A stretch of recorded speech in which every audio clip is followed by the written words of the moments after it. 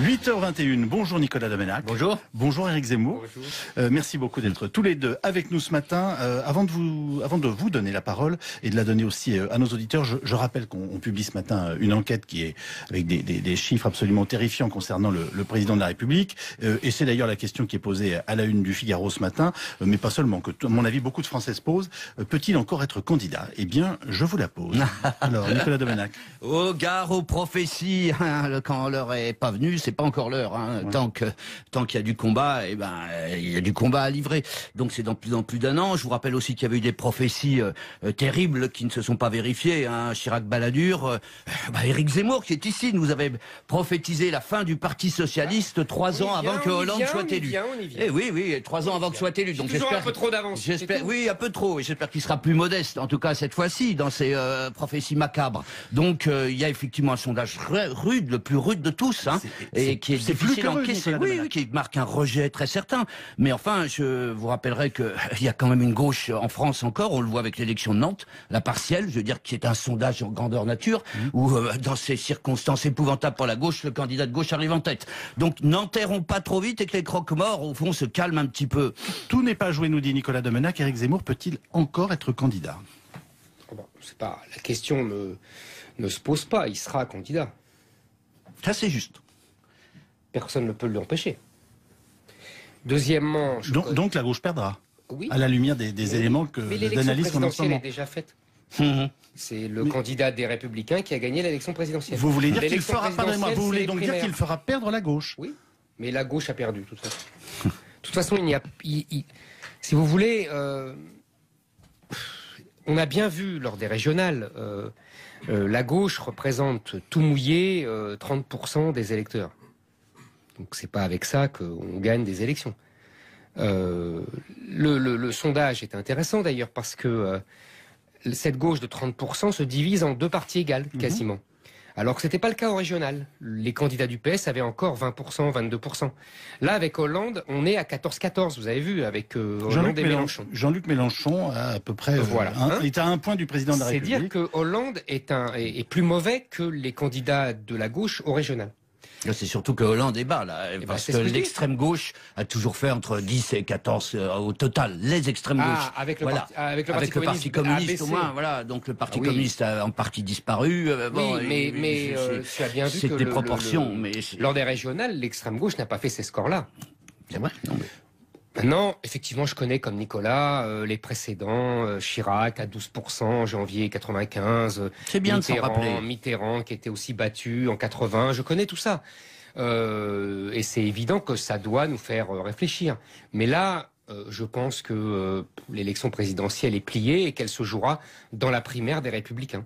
Ce qui pose un vrai problème démocratique et institutionnel. Et ce qui nous permet de rappeler qu'alors lui, Alain Juppé, aujourd'hui, caracole en tête, il bat tout le monde dès le premier tour. Et c'est la déroute des zemmouristes et compagnie, parce qu'au fond, Juppé, c'est la droite, c'est l'identité heureuse, c'est tout ce qu'il a combattu, et au fond, qu'il amène d'ailleurs. Le succès de Juppé, il est en grande partie dû à des gens comme Éric Zemmour, à l'extrême droite, à Sarkozy, parce que Juppé a un moteur à triple propulsion. Le rejet de Hollande, le rejet de Sarkozy, et le rejet de l'extrême droite repli sur soi, dire la fin de l'ouverture sur le monde. Donc c'est la défaite de Zemmour. Vous ne saviez pas, vous aviez fait en fait déjà l'élection. Voilà, vous avez déjà fait perdu. l'élection.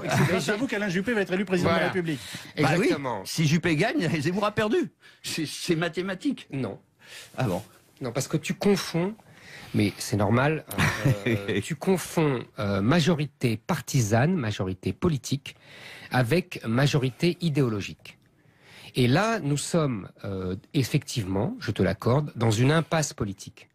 C'est-à-dire que cette impasse politique est définie par le même chiffre, 70%. Si tu vois tous les sondages depuis des années, 70% sont d'accord avec nombre d'idées que tu qualifies de populistes, de repli sur soi, etc.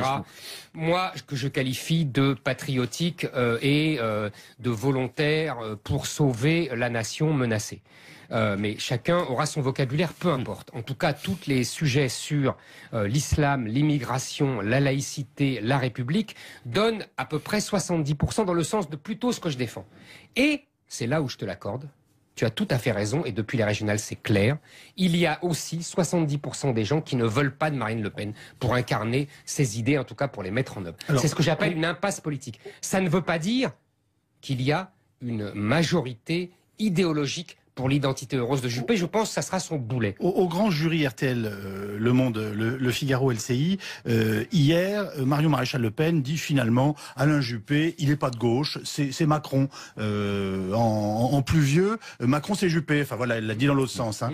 Oui, c'est ça. Oui, vous le percevez comme tel ? Ah, moi, pas du tout. C'est une façon de discréditer l'un avec l'autre, je ne sais pas. C'est une façon d'enfoncer l'un avec l'autre et réciproquement. Enfin bon, c'est dans ce sens-là. Non, la thèse de Marion Maréchal Le Pen, qui j'imagine est celle d'Éric Zemmour aussi, c'est qu'effectivement, Juppé serait le candidat de la mondialisation, de la gauche molle, des élites, etc. Pardon, Éric, je résume ta pensée. C'est déjà un scandale. Tu la résumes de façon schématique comme d'habitude, mais en l'occurrence, c'est vrai. Mais c'est tellement faux que c'en est aveuglant. Je veux dire, parce que vous regardez de près le sondage, au fond, il y a 23% des électeurs de gauche qui vont vers Alain Juppé. Ça en fait pas un candidat de gauche pour autant, puisque vous avez 70% des candidats des électeurs républicains qui se prononcent pour Juppé autant que pour Sarkozy. Ça en fait plus que pour François Hollande. Non mais c'est quand même extraordinaire. Non mais c'est parce qu'il attire, il profite du rejet de François Hollande. Mais il a autant d'électeurs de droite que Sarkozy. Alors pourquoi Sarkozy serait un candidat de la gauche? Non. Je veux dire, en plus les thèses qui se défendent, et je termine, je veux dire, l'identité heureuse, l'ouverture au monde, je veux dire, c'est aussi une tradition, je veux dire, qui appartient à la France, patriotique, d'une France qui est grande quand elle est ouverte et généreuse. Voilà. Est-ce qu'à vos yeux, Éric Zemmour, néanmoins, Emmanuel Macron et Alain Juppé, dans des registres différents, sont finalement les deux faces d'une même pièce? Moi, je pense que nous allons, si tout se passe comme prévu, c'est-à-dire que nous avons un affrontement au second tour entre Juppé, vainqueur de la primaire, et Marine Le Pen, et que Juppé gagne à peu près à 65% contre 35% à Marine Le Pen, je pense que nous aurons une majorité qui montrera les nouveaux clivages avec Juppé président et Macron Premier ministre. On marque une pause et on poursuit le débat dans un instant. Merci d'écouter RTL. Nous serons avec nos auditeurs au 3210, Éric Zemmour et Nicolas Domenac. RTL 8h. Schéma Nicolas Domenac évoqué, ou en tout cas suggéré il y a quelques instants par Éric Zemmour, Juppé président et Macron Premier ministre, ça vous fait sourire? Oui, j'y crois pas un instant. Je pense que Macron est c'est une baudruche, c'est une figure passagère, un écran de projection des insatisfactions d'une gauche plutôt libérale qui se cherche un héros. On n'a pas quelqu'un qui vient se poser durablement. Je ne crois absolument pas. Pour moi, c'est plus exactement, c'est un dahu, si vous voulez. C'est-à-dire que, vous savez, c'est l'espèce d'animaux qui fascinent les enfants, qui ont une patte gauche beaucoup plus courte que la droite, ou l'inverse. Mais en l'occurrence, c'est la gauche. Alors qu'Emmanuel Macron est ministre. Mais je pense qu'il n'existe pas davantage. Je veux dire, il n'y a pas de consistance. Qu'est-ce qu'il nous a fait à part les lignes d'autobus, et puis l'ouverture de quelques d'autocars, et de l'ouverture de quelques magasins du dimanche. Je veux dire, il y a de la consistance. Mais ça, je suis minimale. Je suis d'accord. Sur la fin de ton intervention, tu as tout à fait raison. Je mettrai une nuance, c'est que c'est une créature médiatique. Et comme il y en a eu beaucoup depuis 30 ans, c'est un libéral, c'est l'homme de Bruxelles et de Berlin, et pour Juppé c'est parfait, puisque lui aussi veut être l'homme de Bruxelles et de Berlin. Vous me citez juste les autres créatures médiatiques? Ah, depuis 30 ans? Oui. Michel Rocard, que je vous dise pas de bêtises, là j'ai des hésitations. Oui, non mais il y en a beaucoup, franchement. Non mais je pense, il y en a beaucoup de disparus, Delors, Delbar, à droite il y avait Noir, il y avait Léotard. Vous voulez dire, vous voyez ce que je veux dire? Il y en a beaucoup de gens qui ne représentaient rien électoralement. On appelait les popularités de papier, sous-entendu Simone Veil, Bernard Kouchner. Vous voyez? Voilà. Villepin était un peu Dominique de Villepin était un phénomène passager comme ça sur d'autres thématiques. On donne la parole à nos auditeurs, si vous le voulez bien, qui vont débattre et discuter avec vous. On commence avec François qui nous appelle de Strasbourg, dans le Bas-Rhin. Bonjour François. Oui, bonjour messieurs. Que vouliez-vous nous dire sur le président? Alors, je reviens sur l'impopularité de M. Hollande et du sondage que vous commentez. Une impopularité, ça peut s'expliquer lorsqu'on a engagé de très fortes réformes, de lourdes réformes, ce qui n'est pas le cas aujourd'hui. Et être impopulaire en engageant ce que je qualifierais plus de fausses réformes et en cherchant à faire plaisir à tout le monde, je trouve que c'est triste. Et pour qu'on ne perde pas un an, moi j'aurais tendance à conseiller à notre président de réellement engager ces réformes structurelles. Il aurait dû le faire en début de mandat, il ne l'a pas fait, ou de quitter le pouvoir maintenant. Se représenter, pour moi, c'est vraiment un non-sujet. Ce serait même indécent hein, dans son cas. Je crois qu'il est le seul, avec son entourage, à voir que ça va mieux. Ça ne va pas mieux. Ça ira mieux dans notre pays le jour où chacun aura un emploi et les autres indicateurs y suivront. Donc vous lui suggérez de prendre des mesures importantes avant de quitter le pouvoir. Absolument. Vous êtes le deuxième à le faire à notre antenne de ce matin. Hein. Oui, absolument. Et je pense que ce serait une façon de sortir par le haut en ayant un minimum de fierté. Du coup, on va donner, restez avec nous, hein, François, on va donner la parole à Louis-Georges, qui lui aussi nous a appelé au 3210. Il est chef d'entreprise, comme vous d'ailleurs. Il nous appelle de Yonah dans l'Ain. Et Louis-Georges, si j'ai bien compris, vous en avez par-dessus la tête de ce que vous qualifiez de Hollande bashing. Je vous écoute. Oui, enfin, je trouve qu'on tape sur Hollande, mais bon, Sarkozy n'a pas fait mieux. Il y a eu autant de chômage sous Sarkozy. Je crois qu'aujourd'hui, les Français en ont un petit peu ras-le-bol parce qu'ils ne voient pas de solution, ils ne voient pas l'avenir. Donc, à mon avis, il faudrait que tous ces gens, y compris M. Juppé, parce qu'on parle aujourd'hui de M. Juppé, mais on oublie que les Français l'ont mis dehors il y a quelques années, qu'il a des casseroles derrière lui, qu'il a quand même fait voter une loi pour augmenter l'âge de la retraite, mais lui, il l'a pris quelques mois avant, à 55 ans. Donc on oublie tout ça. Les Français ont du mal à se souvenir. Donc il faut voter aujourd'hui pour un illustre inconnu. Il fera pas plus mal. Il fera peut-être pas mieux, mais il fera pas plus mal. Il s'entourera peut-être de gens compétents, pas des énarques. Et je pense qu'on pourrait peut-être faire repartir la France. Je crois qu'il faut le voir dans ce sens-là. Ben voilà deux points de vue de deux chefs d'entreprise radicalement différents. L'un qui a envie, en tout cas, de défendre en partie François Hollande en disant c'est pas pire que sous Sarkozy. D'ailleurs, c'est une partie des arguments qui a été utilisés par son ami Jean-Pierre Mignard ce matin au micro RTL d'Olivier Mazerolles. Et un autre auditeur qui nous dit qu'il faut qu'il prenne un train de mesures fortes avant de partir. Il est encore en capacité de le faire, Nicolas Domenach. Est-ce que dans l'année qui vient, le président de la République peut vraiment lancer des réformes? Je crois qu'il peut, il le doit. Hein. Il lui reste une année. Une année, c'est beaucoup. Vous savez, il peut se passer beaucoup de choses graves qui rassemblent autour du président, ou même heureuses. Il y a une contagion du bonheur. Hein. Je n'imagine pas que gagner l'euro suffirait à lui faire reconquérir le cœur des Français. Mais il peut se passer plein de choses. L'Europe, il va falloir rebondir sur l'Angleterre. Si elle quittait, c'est fort probable. L'Europe, il faudra bien redéfinir l'Europe. Il y a tout un tas de défis qu'il va devoir affronter. Et je trouve le premier interlocuteur tout à l'heure très sévère, parce que François Hollande a quand même fait des choses pas beaucoup mal. Il a fracassé sa gauche culturelle, il a fracassé sa gauche sociale, mais justement on peut lui reconnaître au moins le courage d'avoir pris son camp à contre-courant, quoi. Jean-Pierre Mignard disait tout à l'heure, la France ne va pas plus mal au moment où nous sommes qu'elle n'allait quand il l'a prise en main des mains de Nicolas Sarkozy. Alors, Éric Zemmour, l'année à venir, factuellement, la France va mieux? Factuellement, il y a plus de chômeurs. Si on s'en tient à ce critère quantitatif qui n'est pas qu'il a posé lui-même, qui n'est pas pour moi l'essentiel, mais en tout cas, voilà, on peut le dire ça comme ça. Donc pour lui, c'est pire. Maintenant qu'il n'ait pas fait mieux que Sarkozy, je suis assez d'accord. Ou pas fait mieux, ou pas fait pire. Pour moi, de toute façon, depuis 20 ans, il n'y a plus de vrai président de la République en France. Donc, c'est quoi un vrai président de la République? Un vrai président de la République, c'est celui qui est souverain. Or, nos présidents sont des premiers ministres. Ils ne sont plus souverains. La souveraineté est à Bruxelles ou à Berlin. Donc c'est là que se prennent les vraies décisions. À nous, on adapte et on adopte. Mais voilà. Donc quand d'ailleurs Hollande pose un acte de souveraineté, un des rares du quinquennat, qui est l'état d'urgence, vous avez vu les problèmes que ça lui pose.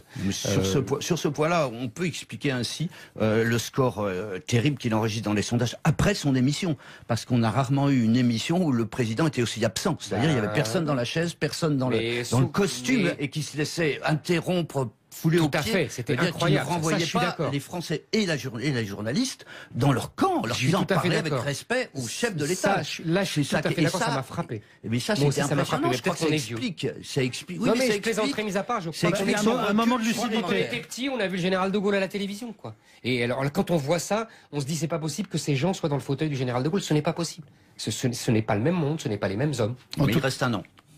Mais il reste un an. Il reste un an, c'est la dernière idée de ce débat. On était très heureux d'avoir pu vous réunir ce matin. Éric Zemmour, Nicolas Domenach. Éric, on vous retrouve donc demain. 8h21, bonjour Nicolas Domenac. Bonjour. Bonjour Éric Zemmour. Bonjour. Merci beaucoup d'être tous les deux avec nous ce matin. Avant de vous donner la parole et de la donner aussi à nos auditeurs, je rappelle qu'on publie ce matin une enquête qui est avec des chiffres absolument terrifiants concernant le président de la République. Et c'est d'ailleurs la question qui est posée à la une du Figaro ce matin, mais pas seulement, que à mon avis beaucoup de Français se posent. Peut-il encore être candidat? Eh bien, je vous la pose. Alors, Nicolas Domenac. Au gare aux prophéties, hein, quand l'heure est pas venue, c'est pas encore l'heure. Hein. Ouais. Tant qu'il y a du combat, il y a du combat à livrer. Donc c'est dans plus d'un an. Je vous rappelle aussi qu'il y avait eu des prophéties terribles qui ne se sont pas vérifiées. Hein. Chirac-Balladur, Éric Zemmour qui est ici, nous avait prophétisé la fin du Parti socialiste 3 ans avant que Hollande soit élu. Eh oui, 3 ans avant que soit élu. Donc j'espère un peu trop d'avance. Oui, un peu trop. Et j'espère qu'il sera plus modeste, en tout cas cette fois-ci, dans ses prophéties macabres. Donc il y a effectivement un sondage rude, le plus rude de tous, hein, et qui est difficile à encaisser. Oui, qui marque un rejet très certain. Mais enfin, je vous rappellerai qu'il y a quand même une gauche en France encore, on le voit avec l'élection de Nantes, la partielle, je veux dire, qui est un sondage en grandeur nature, où dans ces circonstances épouvantables pour la gauche, le candidat de gauche arrive en tête. Donc n'enterrons pas trop vite et que les croque-morts, au fond, se calment un petit peu. Tout n'est pas joué, nous dit Nicolas Domenac. Éric Zemmour peut-il encore être candidat? Bon, c'est pas, la question ne se pose pas, il sera candidat. Ça, c'est juste. Personne ne peut l'empêcher. Deuxièmement... Donc la gauche perdra, oui, à la lumière des éléments d'analyse qu'on a en ce l'élection présidentielle moment. est déjà faite. C'est le candidat des Républicains qui a gagné l'élection présidentielle. Vous voulez dire qu'il fera, présidentielle, vous voulez c'est donc les dire qu'il primaires. fera perdre la gauche? Oui, mais la gauche a perdu, de toute façon. De toute façon, si vous voulez,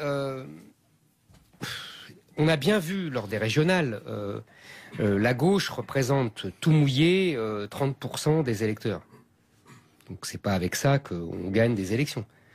Le sondage est intéressant d'ailleurs parce que cette gauche de 30% se divise en deux parties égales, quasiment.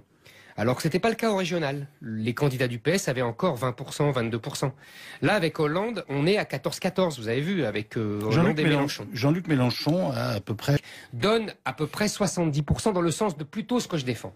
Et, c'est là où je te l'accorde, tu as tout à fait raison, et depuis les régionales, c'est clair, il y a aussi 70% des gens qui ne veulent pas de Marine Le Pen pour incarner ses idées, en tout cas pour les mettre en œuvre. C'est ce que j'appelle une impasse politique. Ça ne veut pas dire qu'il y a une majorité idéologique pour l'identité heureuse de Juppé. Je pense que ça sera son boulet. Au grand jury RTL, Le Monde, le Figaro, LCI, hier, Marion Maréchal Le Pen dit finalement Alain Juppé, il n'est pas de gauche, c'est Macron. En plus vieux, Macron c'est Juppé. Enfin voilà, elle l'a dit dans l'autre sens. Hein. Oui, c'est ça. Oui, vous le percevez comme tel? Ah, moi, pas du tout. C'est une façon de discréditer l'un avec l'autre, je ne sais pas. C'est une façon d'enfoncer l'un avec l'autre et réciproquement. Enfin bon, c'est dans ce sens-là. Non, la thèse de Marion Maréchal Le Pen, qui j'imagine est celle d'Éric Zemmour aussi, c'est qu'effectivement, Juppé serait le candidat de la mondialisation, de la gauche molle, des élites, etc. Pardon, Éric, je résume ta pensée. C'est déjà un scandale. Tu la résumes de façon schématique comme d'habitude, mais en l'occurrence, c'est vrai. Mais c'est tellement faux que c'en est aveuglant. Je veux dire, parce que vous regardez de près le sondage, au fond, il y a 23% des électeurs de gauche qui vont vers Alain Juppé. Ça en fait pas un candidat de gauche pour autant, puisque vous avez 70% des candidats des électeurs républicains qui se prononcent pour Juppé, autant que pour Sarkozy. Ça en fait plus que pour François Hollande.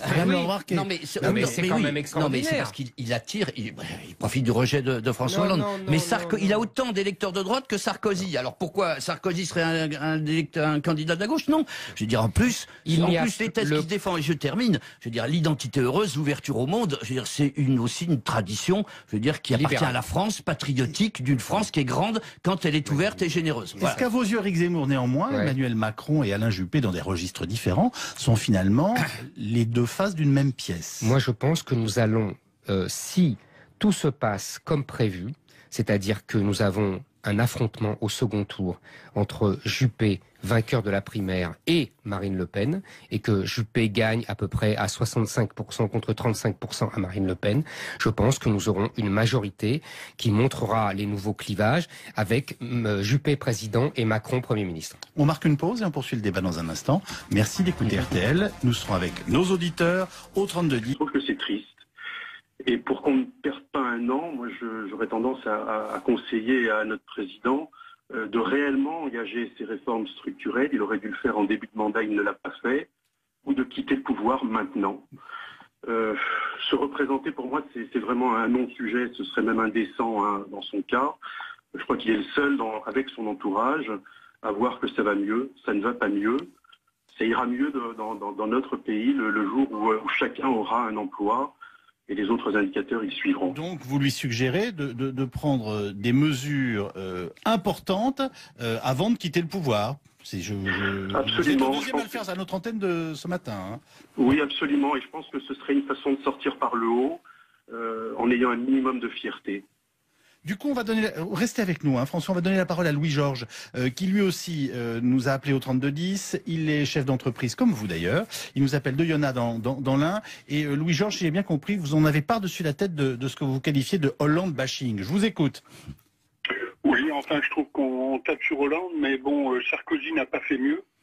Il y a eu autant de chômage sous Sarkozy. Je crois qu'aujourd'hui, les Français en ont un petit peu ras-le-bol parce qu'ils voient pas de solution, ils voient pas l'avenir. Donc, à mon avis, il faudrait que tous ces gens, y compris M. Juppé, parce qu'on parle aujourd'hui de M. Juppé, mais on oublie que les Français l'ont mis dehors il y a quelques années, qu'il a des casseroles derrière lui, qu'il a quand même fait voter une loi pour augmenter l'âge de la retraite, mais lui, il l'a pris quelques mois avant, à 55 ans. Donc on oublie tout ça. Les Français ont du mal à se souvenir. Donc il faut voter aujourd'hui pour un illustre inconnu. Il fera pas plus mal. Il fera peut-être pas mieux, mais il fera pas plus mal. Il s'entourera peut-être de gens compétents, pas des énarques. Et je pense qu'on pourrait peut-être faire repartir la France. Je crois qu'il faut le voir dans ce sens-là. Ben voilà deux points de vue de deux chefs d'entreprise radicalement différents. L'un qui a envie, en tout cas, de défendre en partie François Hollande en disant c'est pas pire que sous Sarkozy. D'ailleurs, c'est une partie des arguments qui a été utilisés par son ami Jean-Pierre Mignard ce matin au micro RTL d'Olivier Mazerolles et Éric Zemmour et Nicolas Domenac.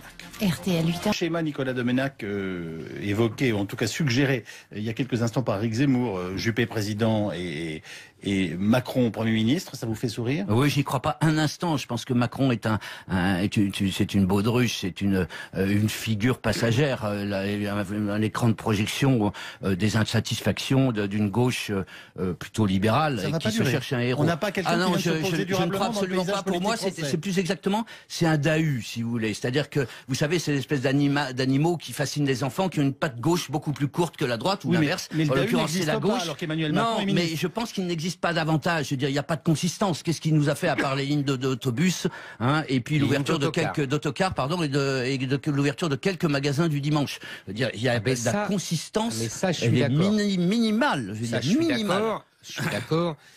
Sur la fin de ton intervention, tu as tout à fait raison. Je mettrais une nuance, c'est que c'est une créature médiatique.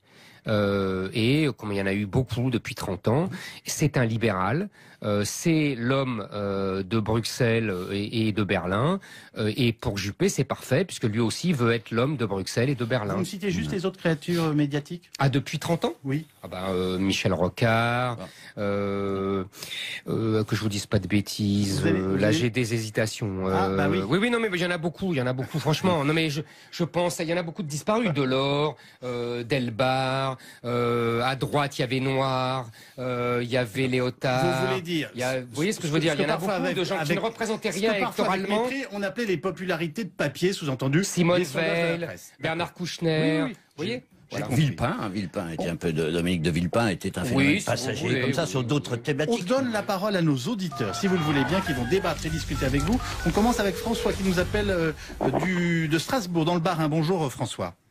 Oui, bonjour messieurs. Que vouliez-vous nous dire sur le président? Alors, je reviens sur l'impopularité de M. Hollande et du sondage que vous commentez. Une impopularité, ça peut s'expliquer lorsqu'on a engagé de très fortes réformes, de lourdes réformes, ce qui n'est pas le cas aujourd'hui.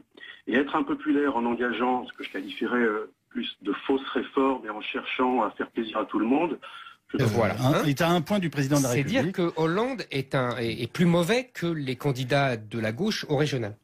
C'est surtout que Hollande est bas, là, parce que l'extrême gauche a toujours fait entre 10 et 14 au total, les extrêmes gauches. Avec le, avec le Parti communiste au moins, voilà. Donc le Parti communiste a en partie disparu. Mais tu as bien vu que c'est des proportions. lors des régionales, l'extrême gauche n'a pas fait ces scores-là. C'est vrai. Non, mais... Maintenant, effectivement, je connais comme Nicolas les précédents, Chirac à 12% en janvier 95, c'est bien de s'en rappeler. Mitterrand qui était aussi battu en 80, je connais tout ça. Et c'est évident que ça doit nous faire réfléchir. Mais là, je pense que l'élection présidentielle est pliée et qu'elle se jouera dans la primaire des Républicains. Ce qui pose un vrai problème démocratique et institutionnel. Et ce qui nous permet de rappeler qu'alors lui, Alain Juppé, aujourd'hui, caracole en tête, il bat tout le monde dès le premier tour. Et c'est la déroute des zémouristes et compagnie, parce qu'au fond, Juppé, c'est la droite, c'est l'identité heureuse, c'est tout ce qu'il a combattu, et au fond, qu'il amène d'ailleurs. Le succès de Juppé, il est en grande partie dû à des gens comme Éric Zemmour, à l'extrême droite, à Sarkozy, parce que Juppé a un moteur à triple propulsion. Le rejet de Hollande, le rejet de Sarkozy, et le rejet de l'extrême droite repli sur soi, dire la fin de l'ouverture sur le monde. Donc c'est la défaite de Zemmour. Vous ne saviez pas, vous aviez fait en fait déjà l'élection. Voilà, vous avez déjà fait perdu. l'élection. Et c'est grâce à vous qu'Alain Juppé va être élu président de la République. Exactement. Bah oui, si Juppé gagne, Zemmour a perdu. C'est mathématique. Non. Ah bon? Non, parce que tu confonds. Mais c'est normal. Tu confonds majorité partisane, majorité politique, avec majorité idéologique. Et là, nous sommes effectivement, je te l'accorde, dans une impasse politique. C'est-à-dire que cette impasse politique est définie par le même chiffre, 70%. Si tu vois tous les sondages depuis des années, 70% sont d'accord avec nombre d'idées que tu qualifies de populistes, de repli sur soi, etc. Moi, que je qualifie de patriotique et de volontaire pour sauver la nation menacée. Mais chacun aura son vocabulaire, peu importe. En tout cas, tous les sujets sur l'islam, l'immigration, la laïcité, la République